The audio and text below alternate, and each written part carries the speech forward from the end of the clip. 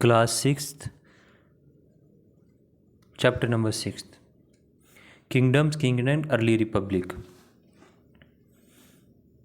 In early Vedic period, the tribal organization changed their identity and gradually started shifting into a territorial identity call जनपद। अब समझने की बात यहाँ पे ये है कि लिटिल वैदिक पीरियड में क्या हो रहा है, जो ट्राइबल ऑर्गेनाइजेशन, वो लोग जो भी एक जगह से दूसरी जगह घूमते रहते थे, ट्राइबल लोगों की तरह ज़िंदगी जीते थे, अब वो क्या कर रहे हैं, अब अपनी आइडेंटिटी को बदल रहे हैं। अब वो टाउन बनाने की कोशिश कर रहे हैं, सिटीज़ बनाने की कोशिश कर रहे हैं, छोटे छोटे शहर बनाने की कोशिश कर रहे हैं, स्टेट्स बनाने की कोशिश कर रहे हैं। और उनकी उन छोटी छोटी स्टेट्स को क्या बोला जाता था, जनपद बोला जाता था। ये छोटी छोटी स्टेट होती थी।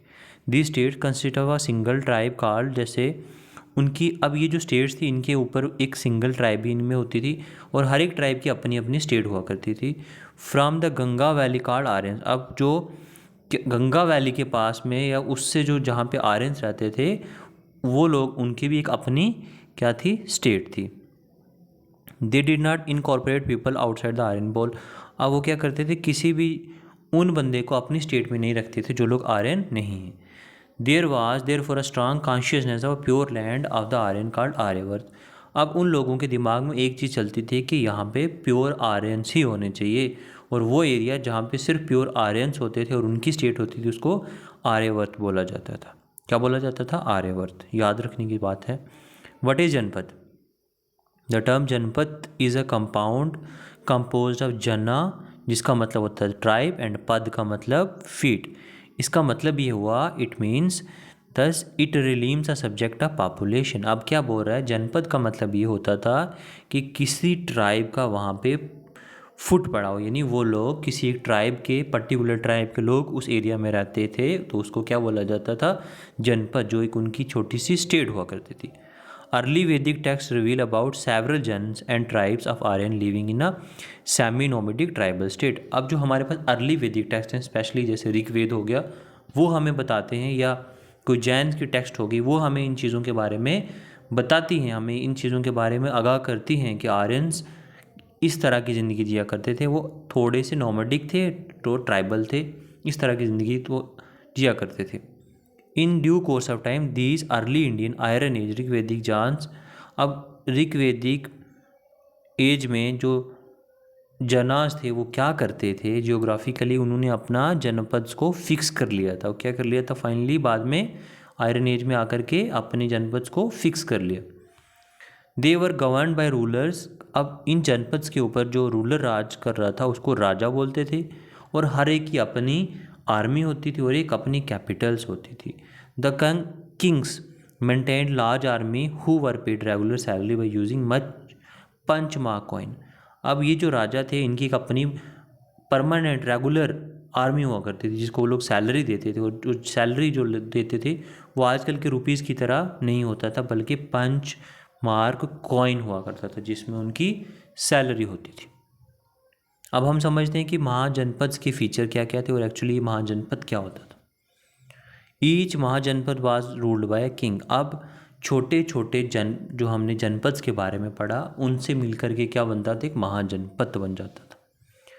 Villagers were controlled by village headman called ग्रामीणी।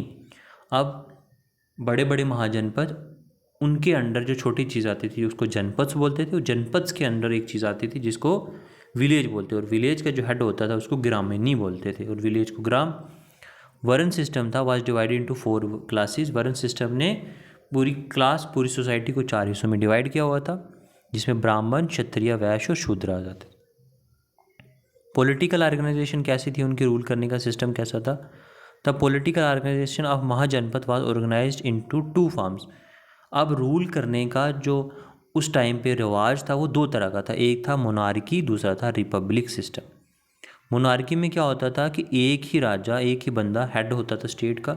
जैसे एग्जांपल उसकी मगध की बताई गई है कि मगध में एक ही रूलर हुआ करता था, वही फाइनल उसका ही डिसीजन माना जाता था। बट दूसरी तरफ रिपब्लिकन सिस्टम में क्या था, state was ruled bye elected chief. अब यहाँ पे इलेक्टेड बंदे होते थे, बहुत सारे राजा मिल करके उसमें रूल करते थे। जैसे इसकी एग्जांपल मल्ला है, ठीक है। उसके बाद हम टैक्सेशन की सिस्टम पढ़ते हैं। टैक्स कैसे लगता था।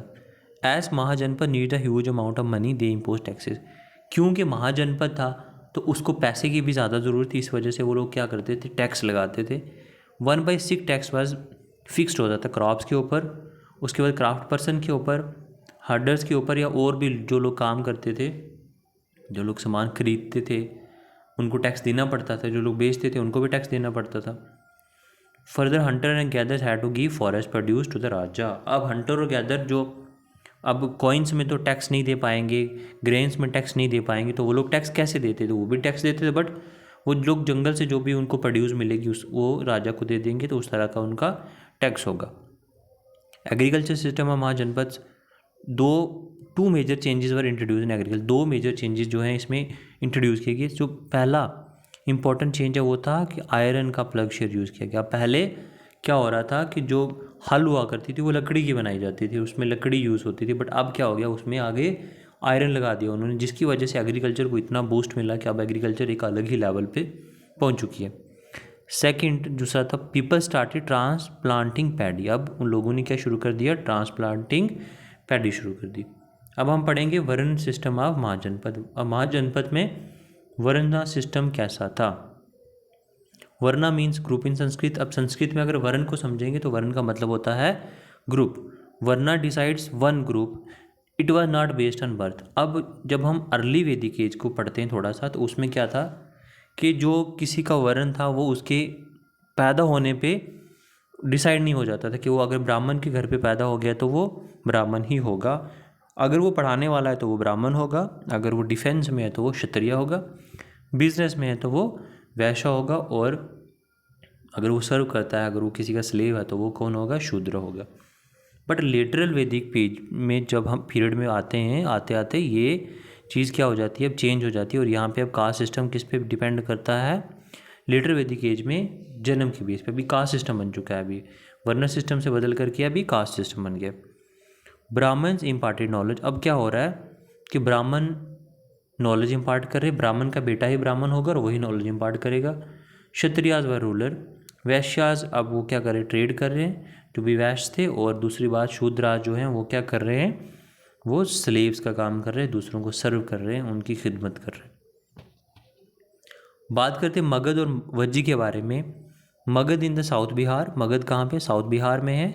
On the bank of river Ganga, Ganga के किनारे पे है, जो कि फर्टाइल और इंडस्ट्रियल एरिया था। Which contributes one of the most powerful kingdom, तो जिसने एक पावरफुल किंगडम दिया इंडिया को। सम ग्रेट किंग्स जैसे कि बिम्बिसार और अशोका, ये कहाँ से आए हैं, मगध से ही आए। वज्जी जो है वो नॉर्थन पार्ट में है गंगा के, और इसमें 8 क्लैंस होमदा, अभी 8 जैसे लिचावीज हो गए, ये अलग अलग तरह के 8 क्लैंस ने यहाँ पे रूल किया, और इनकी कैपिटल हुआ करती थी विशाली, जो मोस्ट प्रॉस्पेरस सिटी हुआ करती थी। तो ये हमने वज्जी के बारे में भी थोड़ा सा पढ़ लिया। अभी ये चैप्टर हमारा यहीं पे फिनिश होता है।